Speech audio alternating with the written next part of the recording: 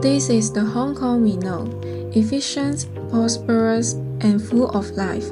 But its foundation of health was built upon a challenging past. Hong Kong Museum of Medical Science was built on a long fight against sickness over 100 years. And the start of this story was hidden in its building. It is not just a museum, it is also the starting point of Hong Kong's public health system. Today, we will begin here to understand a history where medicine and national dynasty intertwined. In 1906, this building was born as the Hong Kong Bacteriological Institute. Its location in Taiping Shan, the center of the terrible 19th century plague, showed the city's weakness after many lives were lost.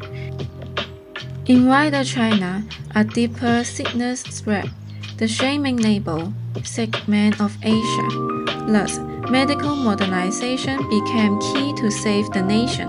A strong populace was seen as the foundation for the strong nation. This bacteriological institute emerged in response to the anxiety of this very era. Its mission in Hong Kong was to combat real plagues, like bubonic plague and SARS. But unintentionally, it participated in a grander historical narrative, how a nation tried to use new science to rebuild its body and self-respect. This building is like a solid historical coordinate. It marks not only the origin of public health in Hong Kong, but also the gateway to our understanding of the grand theme of medicine and nationalism. Hong Kong Museum of Medical Science set up in 1906. It is a traditional Edward architecture. It has unique style, distinguishing itself from other Hong Kong architecture. One of its most obvious features is that the exterior walls are made of red bricks and wood. The roof is Chinese style. This way of combining Chinese and Western elements creates a kind of harmonious beautiful. Along the stair, we can see its style is simple and elegant. In the museum, there is a lot of red because this color is easy to clean. The big window also is a symbol of Edward architecture. It gives people a feeling of open and spacious. Hong Kong Museum of Medical Science is made up of main building, annex building, and harbour garden. This museum carelessly reveals a colonial think in its minute details. Museums exhibits are spread across 3 floors. After entering the museum, turn left and you will reach the entrance to the basement. If you keep walking forward, you will see 4 rooms. The exhibition themes of each room are respectively 3D Acumen Exhibition,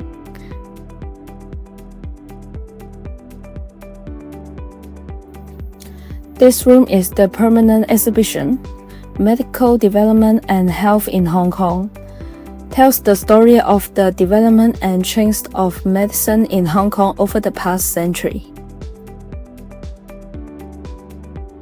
Next room is the Modern Medicine Exhibition, showcases the major breakthroughs in world medicine.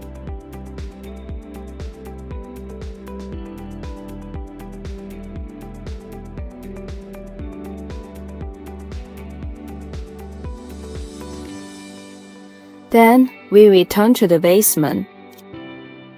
Going down the stair, in the room on the left side is a replica of the Herbalist shop, recreating the scene of traditional Chinese medicine providing medical services in the past.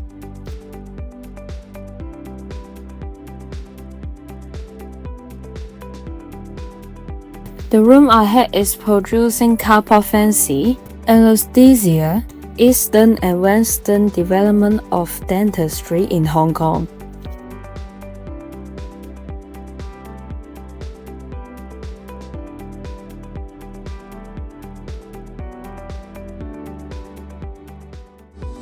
Then we can walk up to the second floor by stairs. At this position, there are 3 paintings showing the situation of the plague in Hong Kong. There are some questions on the wall for visitors to answer. These questions are related to this building. One of the rooms will have a video playing in a loop. We can watch the video about Hong Kong's battle against bubonic plague. On the right side of this room is the old laboratory, which showcases the tool used by experts at the time to study viruses.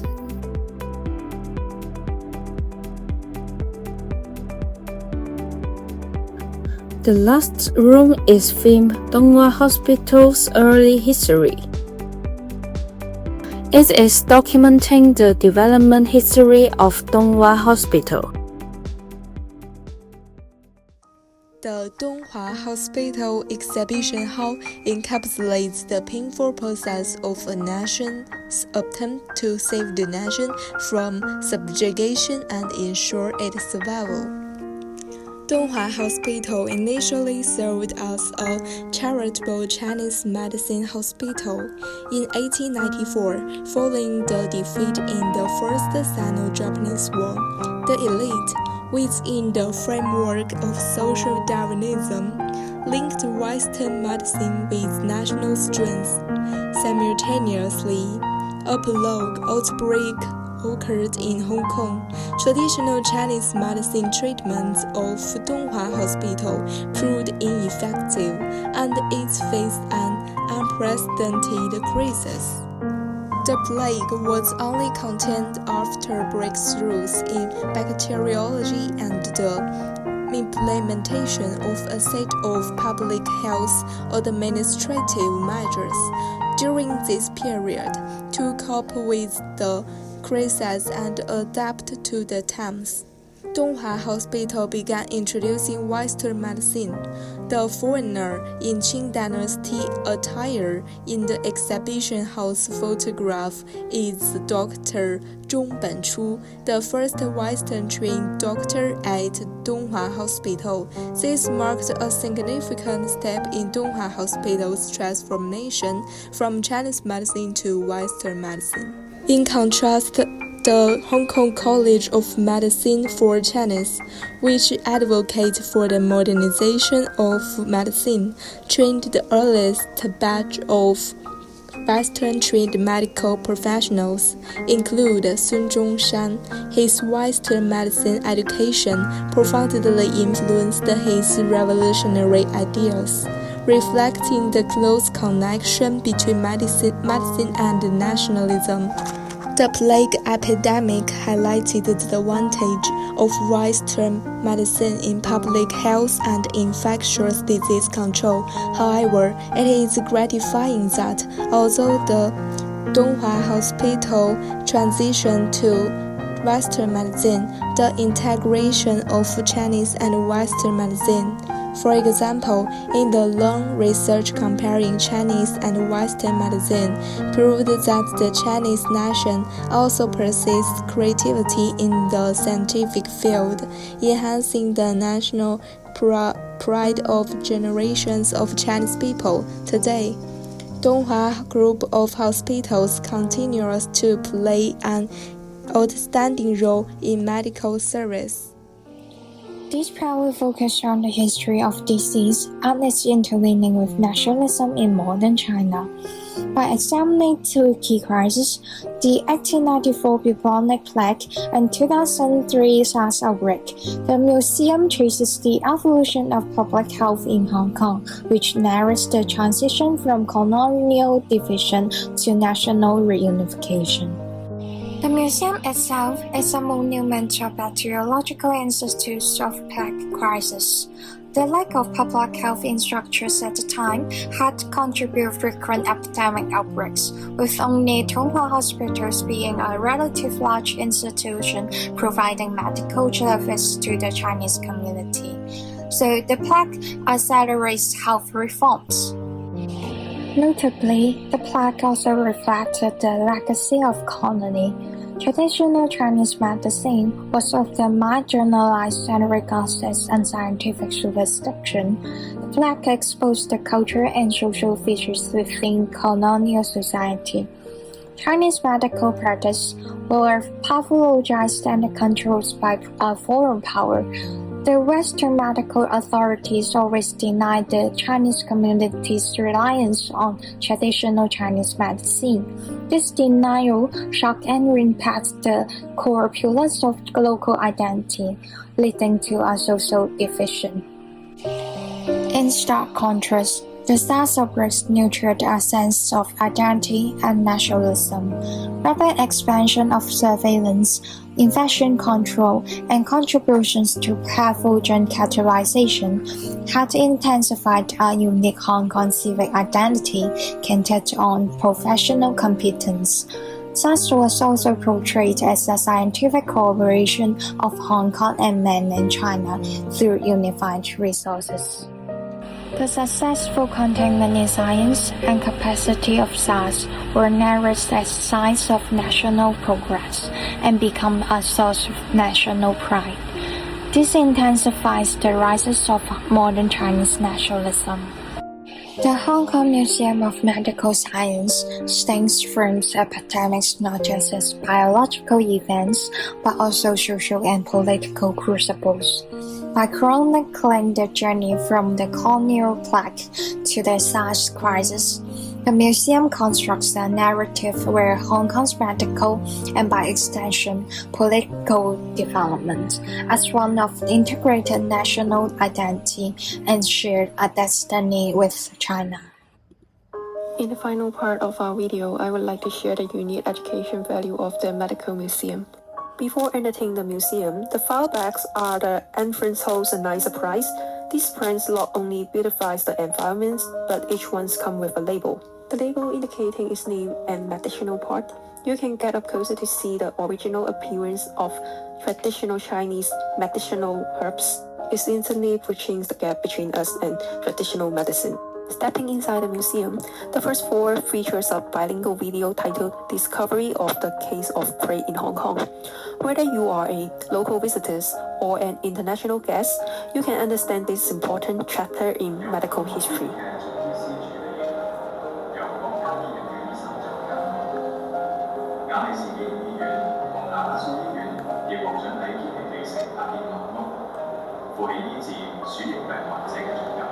Stepping out of the lecture hall, the bilingual questions and pictures on the staircase wall will guide you to think what's the connections between academic and Hong Kong developments, what measures the government takes.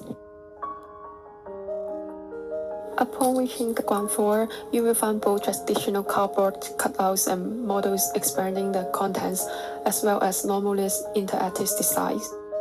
The electronic display board in the traditional Chinese medicines and agriculture area allows users to browse knowledge. By clicking on acupoints on mannequins, the address screen will instantly introduce the locations and functions of acupoints, make extra mundane knowledge easy to understand.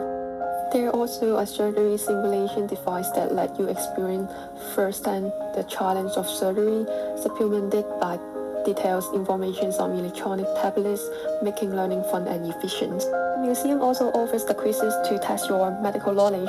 Answering all the questions correctly earn a reward, providing a great sense of accomplishment. Finally, back on the ground floor, the medical history reference books at their entrance can extend your learning journey. The human organs film souvenir at the front desk allow you to take your views, memory, and knowledge home with you. If you want to learn more, you can come here and check it out.